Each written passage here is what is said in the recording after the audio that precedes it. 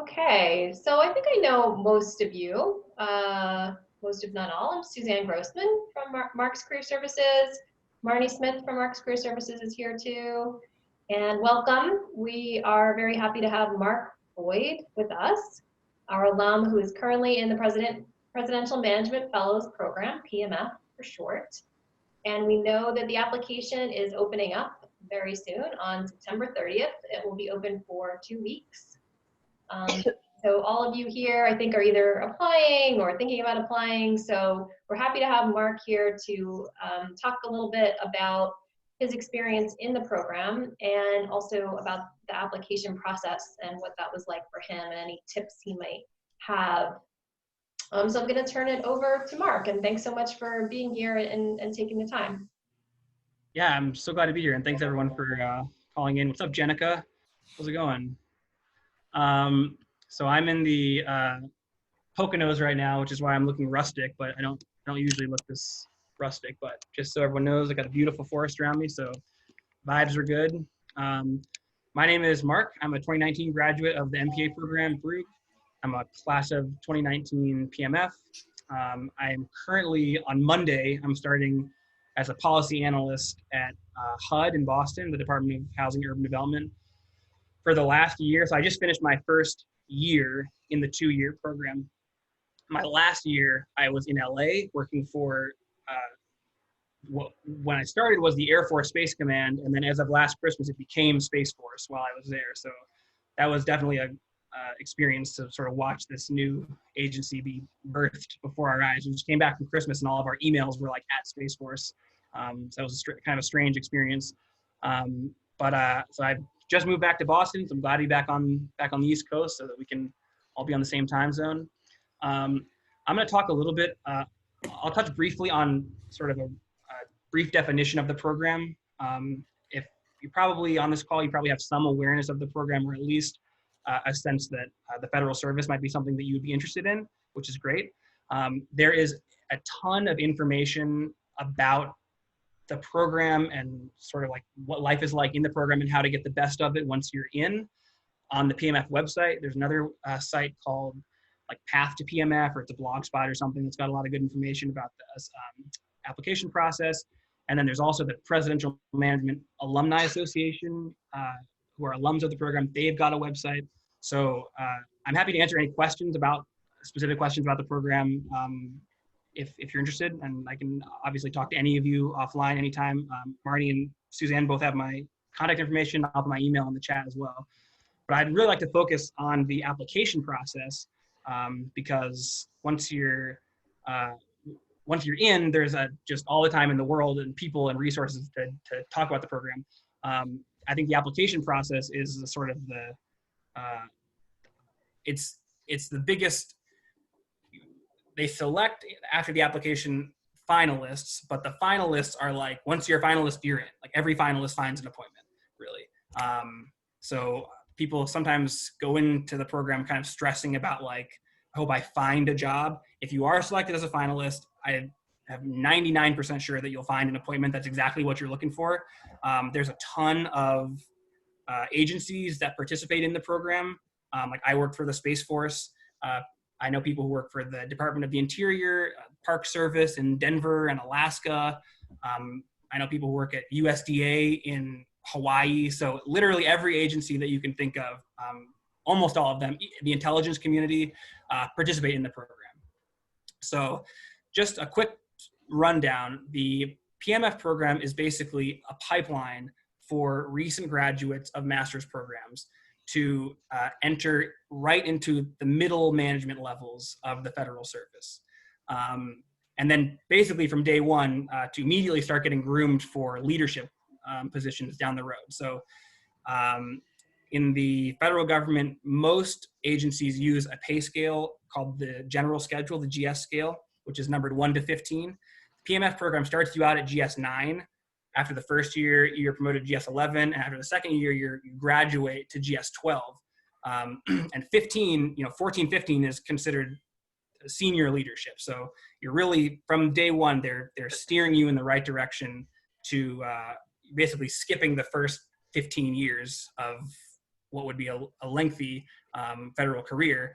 So you can get right to the good stuff, basically. There's a lot of perks of being a PMF. It's definitely a distinction that sticks with you throughout your career and continues to benefit you. There's a really robust alumni outfit. I've worked now for 2 agencies, and I've interacted with a couple others, and there's former PMFs up and down the chain of command at every agency. And so it's definitely something that once you're in, you can sort of mold the network and the resources to whatever your interests. I wasn't like I need to work for the Space Force. That wasn't like where I was aiming for out of the gate, but it's where I ended up. I decided I wanted to pivot and work for a less, a non-war department. And that was a really easy switch for me to do just by getting in touch with former PMFs who work at other agencies. So again, I'm happy to answer any questions about the program, how it works. But right now I'm going to focus on the application. So just to give you a sense of my personal timeline, I applied so I'm a class of 2019 PMF, which means I applied in 2018. October 2018 was the application period. It's the 2-week, the application window is open for 2 weeks. You do the online assessment, you submit the paperwork they ask for, which is basically just your resume, your transcript. And then once the application period closes, they come out with a list of finalists after about 3 weeks. So I think it was like Thanksgiving week 2 years ago was when I found out I was selected as a finalist. And then as soon as you're selected, depending on where you're at in your grad school calendar, you can view and apply for jobs immediately. So I just started logging on every day and seeing like, oh, the NSA, the Parks Department, like you can start looking immediately. I had another like semester and a half left of school. So I kind of just monitored for a while, and then in early spring I started applying. I started working the following September. I literally finished a summer class at Baruch, like August 23rd or something, and I started on September 8th or whatever, like right after Columbus Day or Labor Day. Moved to LA. My intention was to stay in New York. My fiance was like, I'm not moving to DC under any circumstances. So I decided, okay, we'll try to stay in New York. We ended up with this opportunity in LA, decided to go for that. But there are definitely opportunities in New York. There's lots of federal agencies that have, in fact, probably all of them have regional headquarters in the city. If you're interested in Washington, that's probably 80% of the appointment opportunities are there. So if DC is where you want to be, you can definitely get there.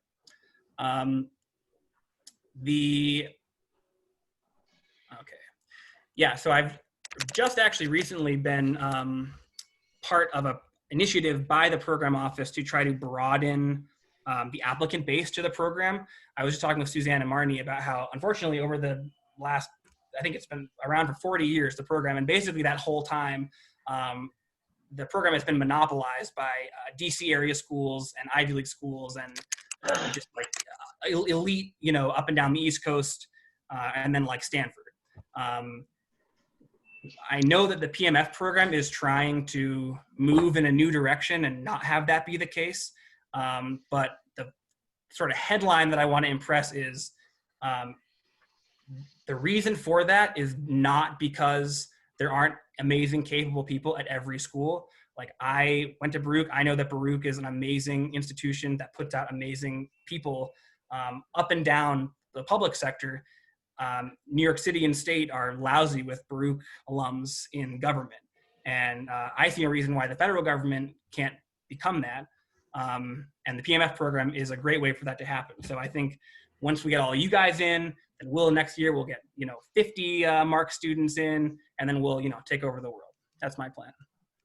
So before I get into the online assessment, which is the main component of the application process, I just want to quickly mention that I know it asks. I know that the application asks for like your resume and your transcript, and I've gotten a lot of questions in the past about should I put my resume in the federal government format. There's like a specific format that the feds use, and the answer is no. You don't have to do that. I've never done that. I've gotten 2 jobs in the last year just with my regular normal normal format resume. So the resume and the transcript are really just to, you need to furnish your eligibility for the program. And the only requirement is that you finish a grad program by August 31st of the year following the application period. So if you're going to finish by next August 31st, you're good. That's important. If you're like me, I had to kind of tinker with my MPA schedule so that I could finish on time. So August 31st, pretty sure that's the cutoff date. So don't stress about the resume. Don't stress about your the content of your transcript or your resume. Like, is there enough on your resume, or you got a C in research and analysis too, or something like that? Like, don't worry about that. That stuff is just proving that you're gonna program, you're gonna graduate.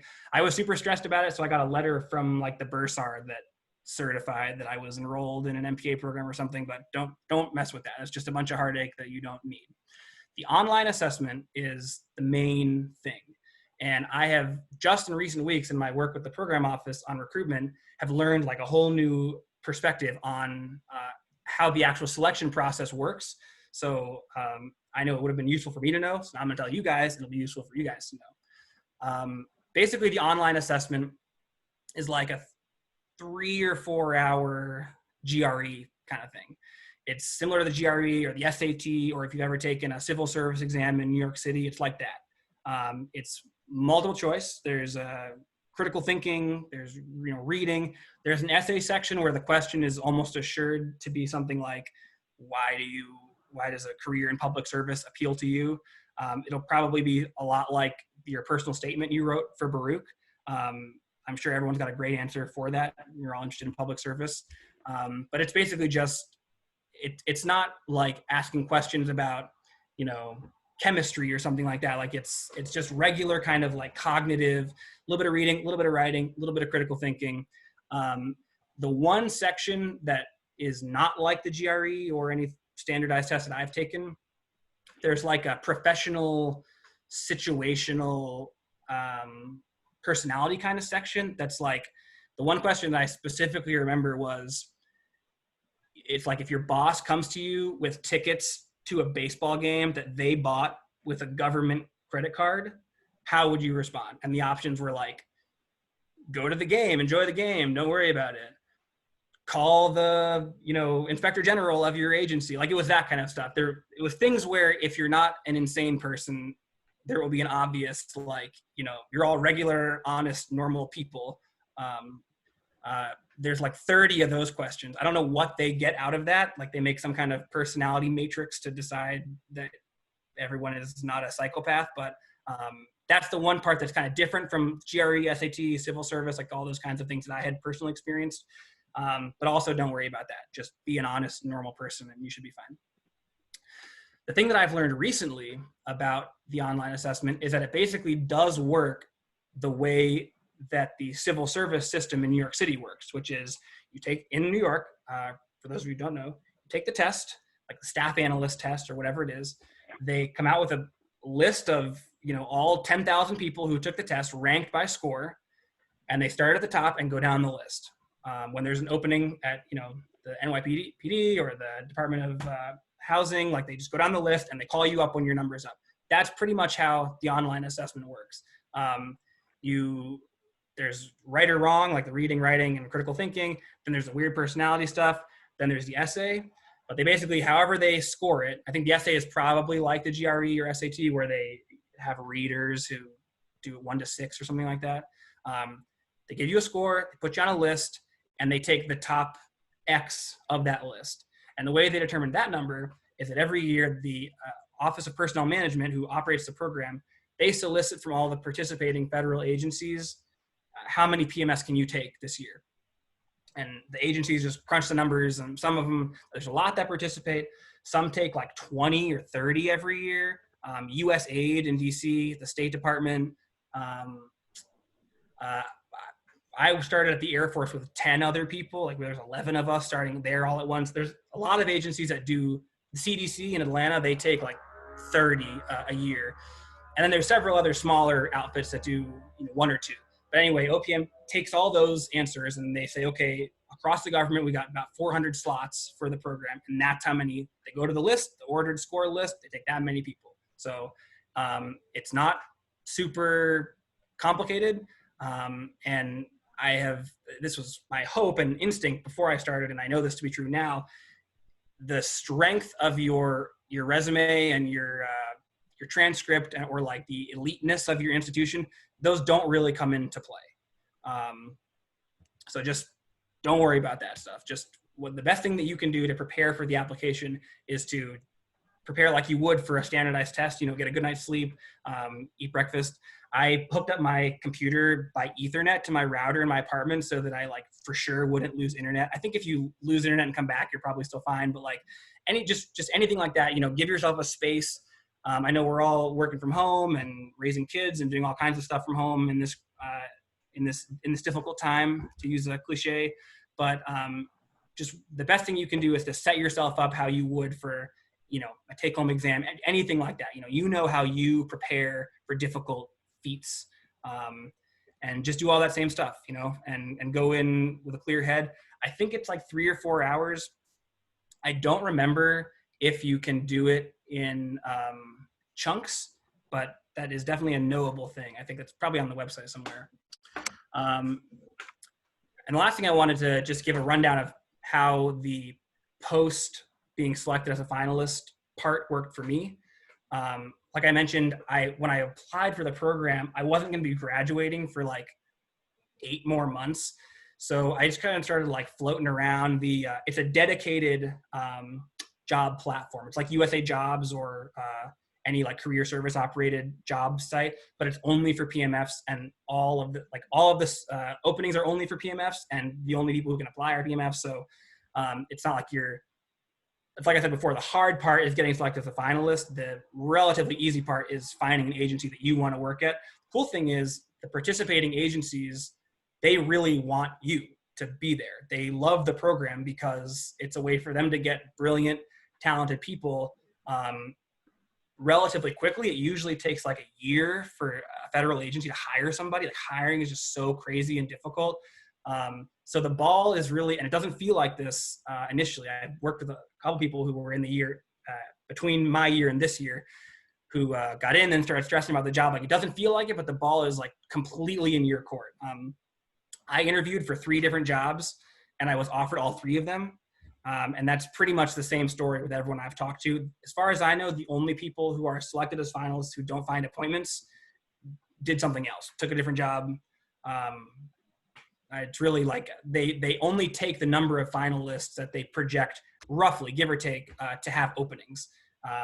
And just through the regular life happening, about 75% of the finalists in the last 2 years have found appointments. So not only will you almost definitely get an appointment, but if you're patient and open-minded enough, you can absolutely find probably the specific agency you want to work at, or at least the realm you want to be in.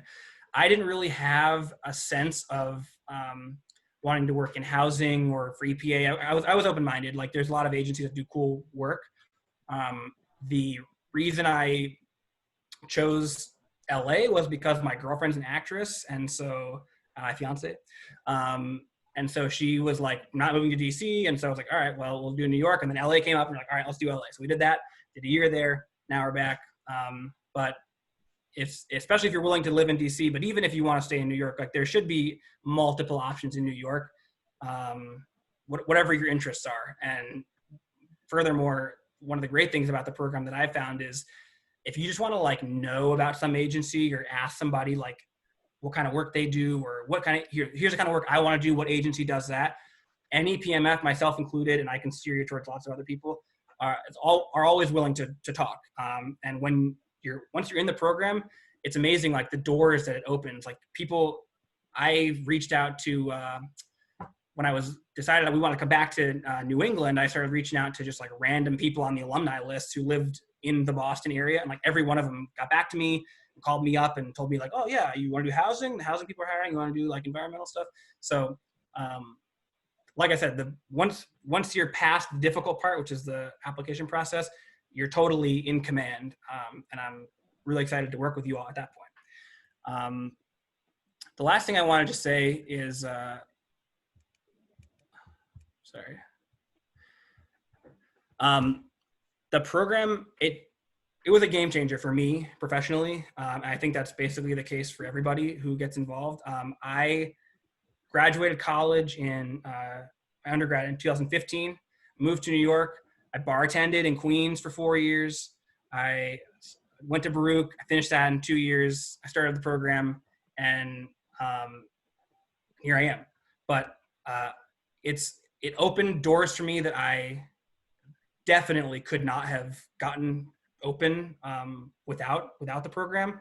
And it's absolutely worth applying. And I firsthand obviously know what an amazing place Baruch is and the amazing people like Jenica. I keep staring at you because you're my pal. I know that you're all amazing and that the federal government would be better with all of us in it.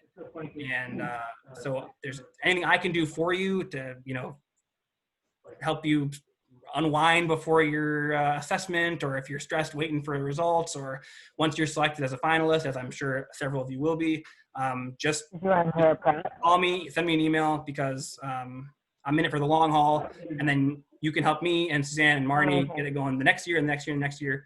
And like I said, we'll take over the world. So that's my rundown of a little bit about the program and my experience. And I'm happy to answer any questions. If you guys, Suzanne, have questions, or anybody else, you can put it in the chat or just go for it. Great. Yeah, I think, go ahead, Jenica, it sounds like you want to. Yes, yeah, I have a question. Hi, Mark, it's good to see you. You're doing well and you're thriving after Baruch. So, I know you're definitely an amazing person because we had some classes together. So I wanted to know more so about the change in culture. So right now I'm in the nonprofit space. And so although I believe, with the skill sets from Baruch, I'd be able to transition into the federal government. I just wanted to know if you can provide some perspective on the cultural changes, if you've been in other sectors and now transitioning to the federal government, what are the differences and what adjustments, if any, you had to make to be comfortable and do the work that you were assigned to do in that role? Yeah, absolutely. Well, number one, I'm about to start at my second agency where I really don't know that much about what they do. So I worked for the Space Force for a year. I'm going to work at HUD, and I did like my thesis on rent control in New York, my capstone, but I'm not like super experienced in that realm. So I was learning not only the new culture, but also like actually what we're doing. And it was difficult in the sense that I never worked in an enormous organization before, and the federal government is the largest organization of any kind in the world. I think, it's just mind-bogglingly large. So if you've never worked in like a major, company or anything, like I had never done that. I never worked for the city of New York. Just fitting in as like a tiny piece of giant machinery, that was an adjustment. I worked as a research assistant at Baruch for Professor Dan Williams, and I worked also at a work study at Zicklin Graduate Admissions. But before that, like all of my professional experience, aside from volunteering at random nonprofits, had been working in restaurants. So I came in with no sense at all. Like I totally did not have my bearings, and the program made it really easy. I mean, the PMF program is fantastic at making you feel like from day one that you're somebody they want, and they want to develop, and they want you to be a leader in the federal government. And just that confidence from day one, even though I had no idea. My job in LA was building satellites. I was put on this random team who build the GPS satellites. That's what they do. They build GPS satellites. And my job was talking to contractors in Denver and flying out there and seeing the satellites and making sure like the jigger was correctly jiggered. And like I had to just totally learn everything about. I'm not an engineer. I was like on my first couple weeks there, I was like, all right, well, probably just gonna head back to New York and not do this because this seems impossible. But the the program made me feel like I could do it, and I figured it out. I figured out that it's not what I wanted to be doing, building satellites, but I came out of that year thinking working for the federal government is definitely what I want to be doing. And I knew that it was just a matter of getting to the right city and being in the right field. So it's definitely, yeah, it's a big culture shift. I mean, also on sort of a macro cultural scale, I lived on the East Coast my whole life, and I moved to LA and had to drive my car around and not get killed on the highway, and everyone was so chill, and it took 15 minutes to order a coffee because the baristas wanted to talk to me. And I'm just like, yo, let's keep it moving, people. That was a big adjustment, you know, but I think no matter what, going from grad school to whatever you're doing beyond, even if you stay at the same nonprofit and you're like moving up the, you know, get an MPA, move up the chain at your place, you know, it's going to be a shock. Whatever your move is going to be a shock. And this was a pretty big shock, and they made it work. They made it easy. And they made me feel like I was valued, and that goes a really long way, because I'm sure everybody's worked in places where you felt like if I just walked out the door right now, no one would even know I was here. That's really the only kind of job I had ever had. And yeah, it's a kind of a circuitous answer to your question, but they give you all of the tools and the resources and the network that you need to make the leap wherever you're coming from and wherever you're landing. Great. Rodolfo had a question. Hi, Mark. Thanks so much for your time today. I had a couple of questions about the online assessment. Mm-hmm. So do you remember which resources you used to study? Because I know I just took a look at the guides that the PMF website offers, but I was wondering if you had any other expansive resources that you used.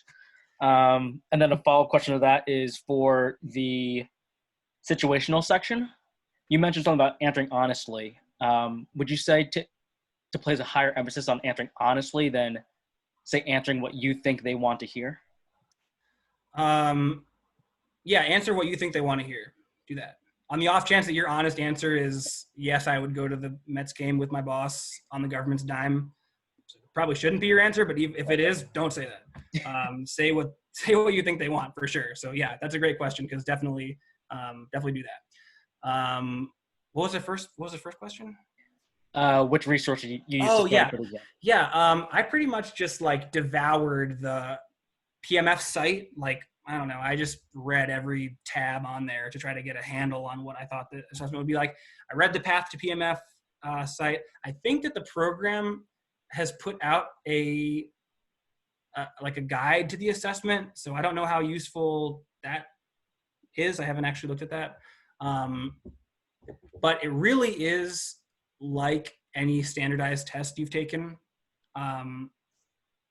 or a civil service exam. And if you've never taken one of those, it's just a little bit of basic math. Like, there's no, like, I remember on the GRE, I think I had to like figure out the area of a pentagon or something like that. Like something I knew how to do from some distant part of my life, but like not remembering how to do it. I don't think it's very much of that. If there's any kind of like formulas or anything you need, they'll provide them, but I'm pretty sure there's not. There is like a critical thinking part where it'll be questions like, here's a graph, and then there's one of your like a section of an Excel sheet, and then one box is missing, and so you need to like look at the cross tabs and figure out, oh, that should be a 79, like that kind of stuff. I've talked a little bit to Riley, who's on this call today, about how some of that stuff is very similar to research and analysis. Like if you're just comfortable with graphs and like with like a histogram, like you won't have to know, for example, how to define what a histogram is, but if you can look at one and get what it's getting at, it's that kind of stuff. They're not trying, like they don't try to make it difficult. It's just a lot of stuff. I would consider myself a significantly better writer and reader than a mather. And I felt pretty confident about that stuff. So I wish I could provide more like sample questions. I think actually I want to say that either the Path to PMF thing or the guide that the PMF program office put out, I definitely have read one of those. And I think there are a couple sample questions in there. But yeah, it's all multiple choice.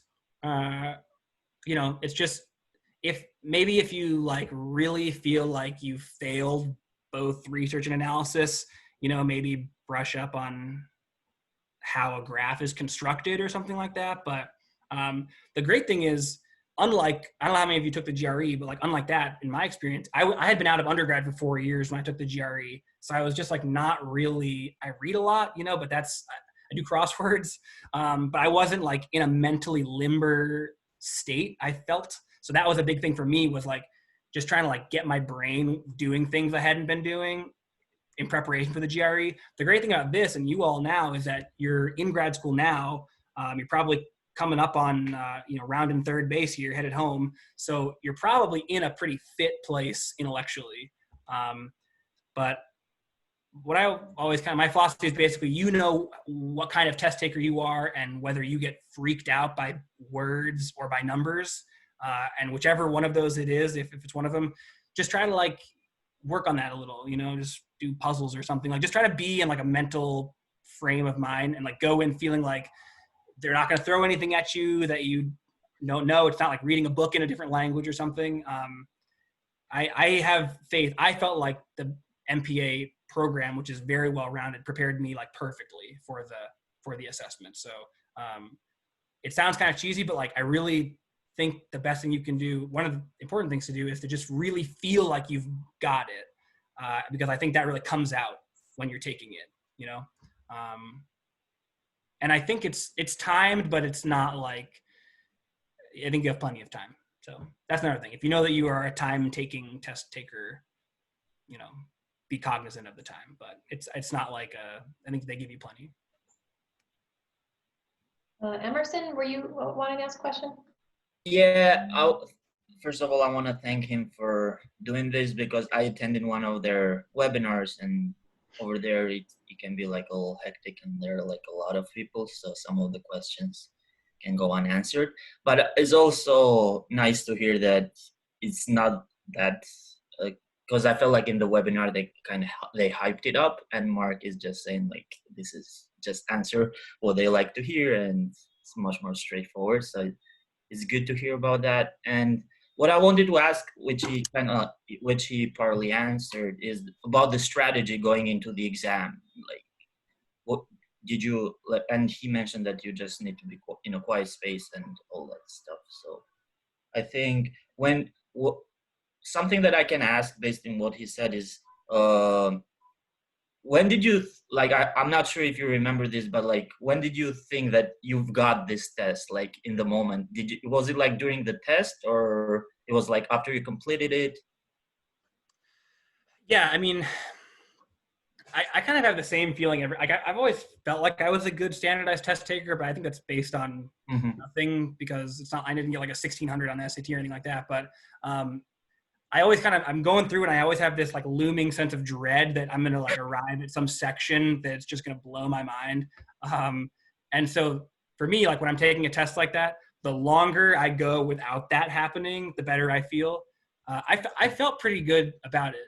And you have no idea how many other people are applying or how they did, but I felt good. I was pleasantly surprised, I guess, that when I was selected as a finalist, but like I felt like I was ready. I felt like hopefully all of you feel like you're smart, competent, confident people, and that's that's a big part of it. Like just feeling like you can handle it, because you can. I'm telling you that you can. And I think once you get a couple questions in and start kind of feeling your rhythm, I think you'll all find that it's nothing. I think there were probably a couple things. You can definitely go back and forward, I recall, like on questions, like you can come back to one if you like. There was one graph I remember that was like I described before, where it was like, I don't know, ages and jobs, and it was figuring out when people have a heart attack, construction workers, and it's in their 50s, and like that. And there was like empty boxes, and the question was asking, based on the crosstabs, what should go in these boxes. And I just stared at it, and I was like, I can't do this. So then I finished the section and had some time left over, and I came back and stared at it longer and figured it out eventually. So I think that's pretty good advice for any. I know some exams, like civil service, I don't exactly remember. I know sometimes, you can't go back. Like you have to answer whatever you're looking at. You can definitely do that. And so I recommend doing that because if you get to a hard question, it's not like, uh-oh, I've reached the hard part. They're all going to be hard now. Just like blow by it and and score, do the things that you can do and come back to the hard ones. There was a couple definitely questions that I didn't know and then never figured out. So, or I guessed or something, but the best thing I think you can do is try to rack up points or however they score it where you can. Just try to answer everything, One more question. I'm sorry. Like, as far as the essay goes, did you prefer, did you prepare it beforehand or you just wrote it? Because it's very short time. It's timed, I think it's at 25 minutes. So, but the length, it's only 150 words. So it should be Yeah, I don't know exactly what, I did not prepare before.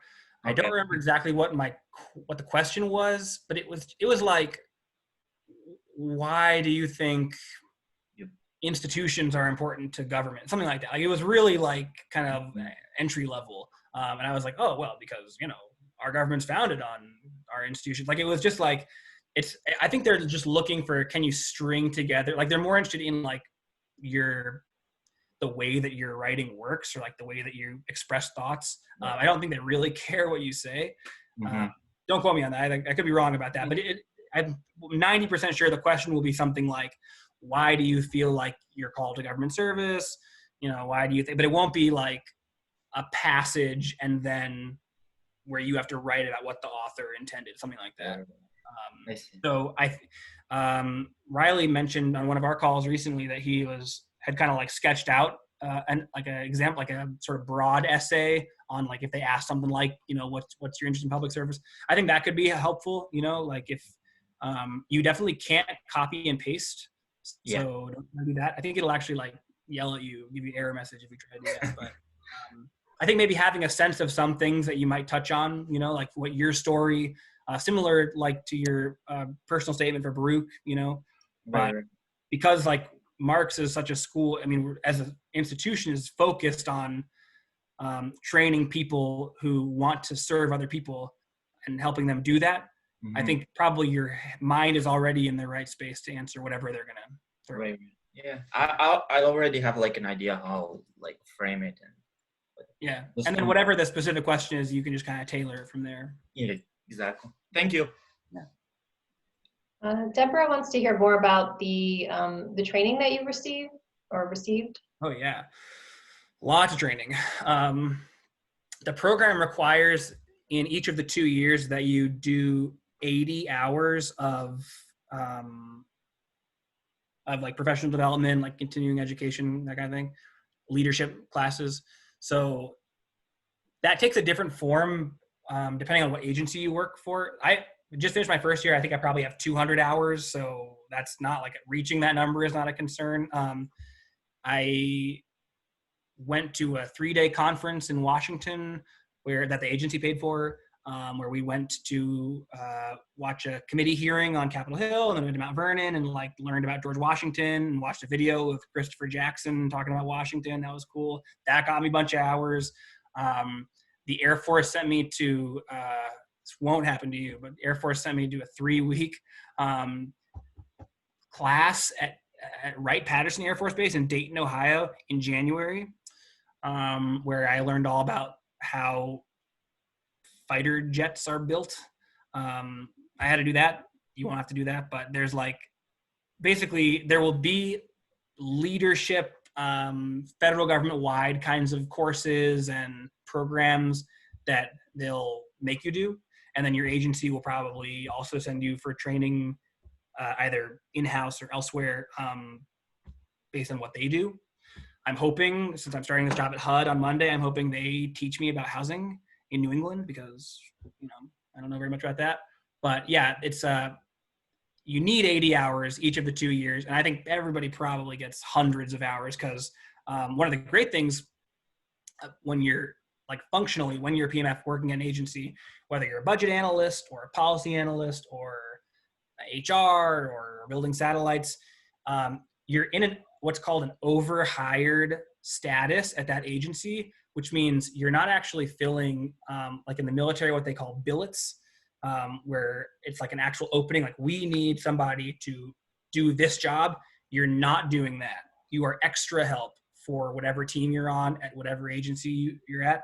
So you can just bail for 3 days and go to DC for a thing. Or like the agencies are pretty good about that because they know, your agency knows you've got to get the training and they want you to be a superstar at that place. So there are lots of opportunities in all different, some of the leadership and that kind of courses is honestly a lot of repeat stuff from grad school. Like I've gotten a lot of Maslow's hierarchy of needs, like at every stop in my life. So I'm pretty tired of that guy, but other than that, like it's, you know, it's useful stuff. It's mostly useful leadership stuff. And then learning about your agency and learning how the federal government works and why it's, you know, I mentioned institutions before. Like I've noticed in the last couple of years, take this how you will, but I've gotten a lot of courses and lessons on like why norms and institutions are so important. I feel like they're really driving that home this like last couple of years. So that's been kind of reassuring as a person who works for the federal government and is also a little bit freaked out about the government and like the directions we're going, seem to be going. That's another thing I'm happy to talk about to any of you individually is what it's like working for the federal government in this current era. It's a pretty wild ride, but yeah, they take really good care of you in all ways, and the professional development is a big part of that. And I would say 80% of what I've learned has been super useful and things I've actually like taken away. And, you know, I hope that down the line, when it's time for me to assume a leadership role, I hope and feel that I will be ready for that, thanks to all this kind of training. Great. Rodolfo, do you have another question? I do. Okay. Speaking about the current government, do you think the intake of this cycle is going to be any different just because it's an election year? I don't know. I think there will be there's always a lot of applicants. I think there will be a lot of applicants because of the economy. That would be my guess. I don't know for sure. I know that in like 2009 and 10, they had like the number of, like it's always roughly the same amount of finalists, I think, because the needs of the agencies don't really change that much year to year. I think during the financial crisis 10 years ago, the number of applications skyrocketed. I've had some conversations about whether that will happen now or like next year, with people finding it more difficult to find jobs. It's hard to say in the public sector. Like the private sector is definitely taking a hit. The public sector, like I'm not really sure. I know that I don't know if New York City is like slowing down. Actually, I saw the mayor is furloughing his staff or something like that. I don't know. Like there are difficulties faced by all sectors right now. So that's that. I think there'll be a lot of applicants for that reason. The election year, I have no idea. This is obviously my first rodeo whilst working for the federal government. I'm going into a situation in Boston where I'm like 2 tiers below the political appointees. So that's kind of weird. Like I've been sort of trying to meet people and meet like the big bosses on like Zoom and stuff. And all of them will be different people in January if Biden wins the election. That's kind of weird. Like it's strange to be in a working environment where like the election actually has bearing on my day-to-day. But I don't know. I don't know that there's been a decrease in people interested in working for the federal government in the last couple of years. If anything, I think that my personal feeling, and I would guess the overwhelming sentiment throughout the government, is that now is when we need to be flooding the government with regular, smart, honest people. I think if public service is something that you're interested in, and probably it is for everybody since you're at the Marc School, now is the time. I meet people like, you know, non-government people. I say I work in government, and they're like, oh, wow, like what a crazy time to work in government. And I'm like, yeah, and like you should be glad that me and people I know work in government because we're keeping this thing afloat. We've seen how changes at the top can affect everything that the government does. The whole PMF program is part of the executive branch. So we work for the president. The president's picture is in offices. That's just a reality of working for the feds. And the president changes, but the civil servants stay the same for the most part. And people work 35 or 40 years for the same agency. So I think now is when we need to encourage anybody who can turn on the news and think, yeah, I'd like to be a part of that. If that's something that you feel, you're definitely a minority in the world, and we need you in government. So yeah, I feel pretty strongly about that. But like I said, I'm happy to, I will talk one-on-one with all of you if you're interested. So I'll put my email in the chat and we can rock on that. Great. I pasted some information about last year's numbers in the chat, along with, you can look at the list of finalists and where they were placed from last year. Oh yeah, that's useful too. I did a lot of staring at that page just to see like where people work. It doesn't say locations, which is kind of a bummer on that page, I'm pretty sure. But you can also stalk those people on LinkedIn if you want to do that. There is a separate tab. I think when the list is announced, it doesn't say, but over the course of the year, I think they've added That makes sense. where people got placed. So that's kind of helpful. Other questions from Marc? So he's giving you his email address, which is super nice. And for those of you who haven't graduated yet, which is probably most of you here, you will be getting a letter either from me or Sandra Fajardo stating your date of graduation, because if you do not upload that, you'll be automatically disqualified, because Baruch transcripts are not, your transcript alone is not going to say when you graduate, and so they want to see that letter. So just, it'll be the, if you didn't get it already, the next couple days. And then plenty of time for you to upload it. Starting September 30th, you go to usajobs.gov, or I'm not sure it's like the exact link for how to apply will become available on the PMF site too. Yeah, it's annoying. You have to go through USA Jobs and then find that link, and then you have to have an account on the PMF site, but you can figure it out. But I don't know why it has to be like that, but that's how it is. All right, well, thanks, Marc, so much for being here. We very much appreciate it on your vacation time between jobs. We're looking forward to hearing how the new position is. Do you think that, have you heard that PMFs get hired mostly? Like you'll very likely stay after? Because you're Oh yeah. That's another thing I wanted to mention. For some reason, I don't know why this is, but the kind of general feeling, like when I talk to, it's a 2-year program. And they make sure to say all over the site, like, and then if, things break your way, maybe you can be a permanent job. Everybody gets converted to GS-12 after the 2 years. If you do something terrible, and I don't know, you really have to try pretty hard to get fired in the federal government, but if you like where you're at, you'll, I'm sure, do an amazing job. Like they hire PMFs hoping these people will be part of our future planning. I don't know why they need to so aggressively caveat, like it's a 2-year program and then maybe you'll see, but like I have never heard of somebody who wanted to stick around not having that opportunity. So I definitely plan on working at HUD. They actually, HUD, because this is like another conversation, but there's like a looming retirement apocalypse happening across the federal government in the next several years. And HUD is number 1 on the warning list. Apparently, currently 25% of HUD is retirement eligible, and in 5 years, it'll be 47% of the whole department will be retirement eligible.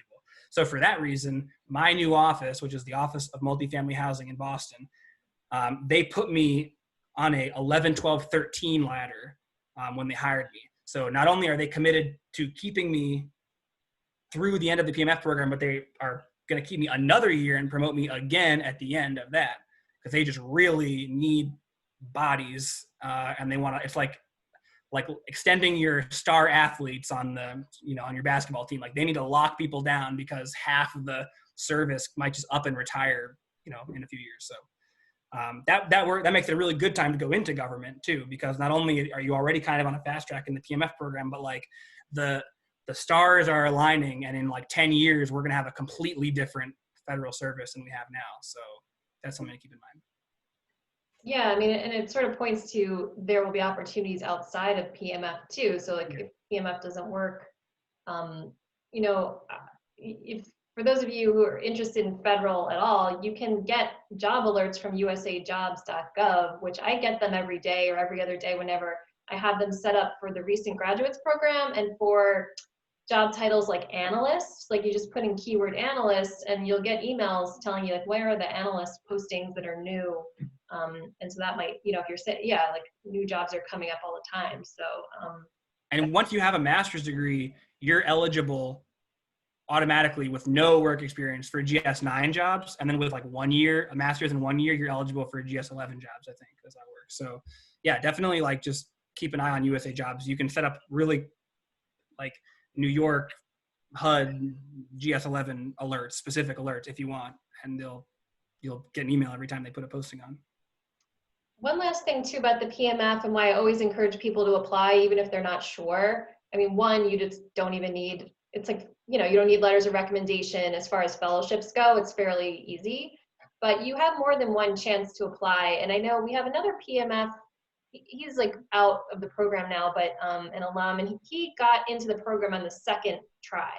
So I think like you do it the first time, if it doesn't work out, at least you kind of know what it's like. And then you'll get one or two more chances.